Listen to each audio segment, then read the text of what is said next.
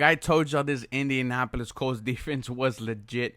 Darius Leonard absolutely took over this game. The Houston Texans only scored 3 points. This game was absolutely brutal for us, But before we get into the game, I want to talk about David Culley, who once again failed to have this team ready for this game, right? After throwing for 300 yards, 3 touchdowns, against the New England Patriots, you're thinking that, hey, Davis Mills, do exactly what you did last week. Bring in trick plays, get creative, get the wide receivers in motion, get the run game, run more screens. The play calling was absolutely ridiculous for the Houston Texans. Tim Kelly did himself absolutely no favors, didn't put Davis Mills in a position to really succeed. I want to talk about that one specific drive in the first quarter. It was, I believe, 3rd and 5. You're in field goal range, and then you run a screen that takes you out of it. And then the Houston Texans had a punt instead of potentially going for it, and then converting. Let's talk about the 4th and 2 early in the third quarter, where the Houston Texans were damn near at the 50-yard line. Davis Mills just converted a big play, to Brandon Cooks, where he rode out to his right. And David Culley, instead of going for it, decides to punt it. And then, when he decides to actually go for it on 4th down, he's not ready, he's not confident, goes ahead, burns the timeout, and the Houston Texans barely convert that one. It's been a pattern of him not being prepared, not having this team prepared. The Houston Texans are 1-5, guys.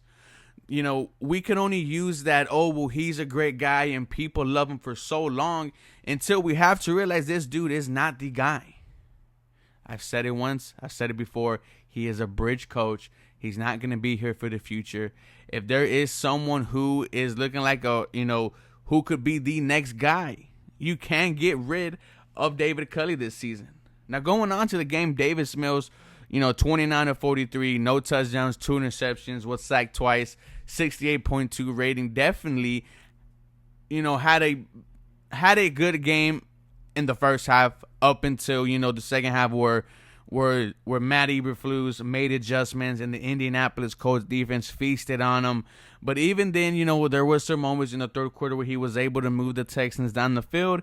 It just seemed like as soon as we got close to getting to the other side of the 50, they just absolutely shut us down. The run game, didn't really get going until later on in the game, where it was pretty much pointless.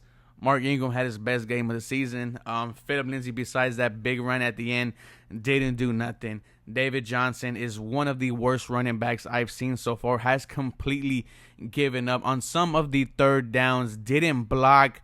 Didn't really try to block, which led to Davis Mills getting, hit, and getting sacked and not converting. You're continuing to waste time on David Johnson when Scottie Phillip, who we've been begging to see, has been on the practice squad and hasn't done nothing. At this point, I'm willing to see him over David Johnson, over Phillip Lindsay, hell, even Mark Ingram. I want to see these young guys going. I want to see Scottie Phillips, get a chance on this football team. You barely even use, Rex Burkhead. There's no reason why he should be here. Nico Collins had a very good day coming back from injury, over 40 yards on the day.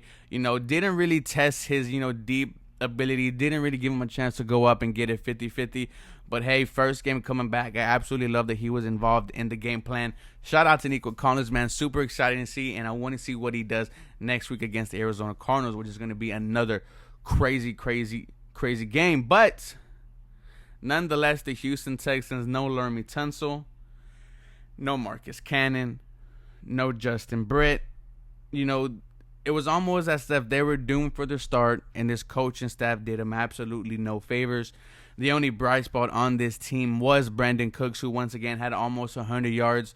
Might be someone who gets traded, by the deadline, because the Houston Texans, it's now has to be in their minds. We have to get that number 1 overall pick. You're 1-5. You go against the Arizona Cardinals next week. You're going to be 1-6. The Jacksonville Jaguars just win a game. They might get going. Tua, even though they lost, looked good today. Who knows what Miami's thinking right now, 1-5 also. You know they want Deshaun Watson. You know Deshaun Watson wants them. Do they get a little desperate and go ahead and offer Nick Caserio a little bit more, and Deshaun Watson evidently gets traded to the Miami Dolphins? That's something to see. They have to be folding soon. As far as the defensive wise, Carson Wentz pretty much took, dissected him in the first half. The 2 deep balls to Pascal, and then the 1 to T.Y. Hilton. T.Y. Hilton just always feels like he's just going to dominate the Texans no matter what age, no matter if he's injured. He's just going to find a way, to beat us.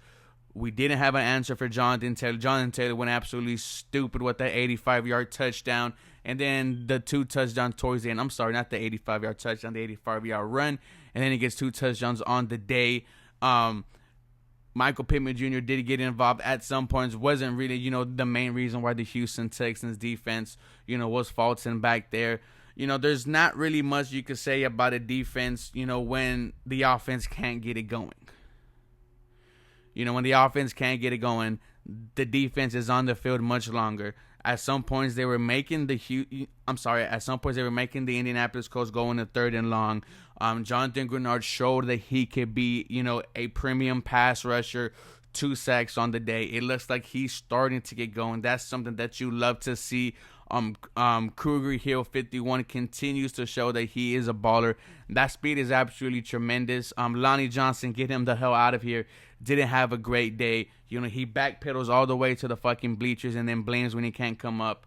This defense, as much as I love Lovie Smith, as much as I think he's done a good job, it is what it is. This team is not a good football team, and it shows, and it's now time for the Houston Texans to realize that and start tanking. I'm willing to let Davis Mills continue to play for the rest of this season. Let's see what you have, kid. If you win us some games, you win us some games. If you lose us some games, good, because we have, because then we get better draft position. And not only that, the trade that you get from Deshaun Watson, the assets you get from there, it's going to be absolutely huge. But as far as today, the Houston Texans are 1-5. They lose yet again. The whole coaching staff doesn't look prepared. You're starting to see a lot of players give up. It's absolutely sad, man. But we do know the rebuild is coming. It's only just going to be a matter of time. Let me know what you guys think about this loss. Go Houston Texans. Y'all have a blessed day.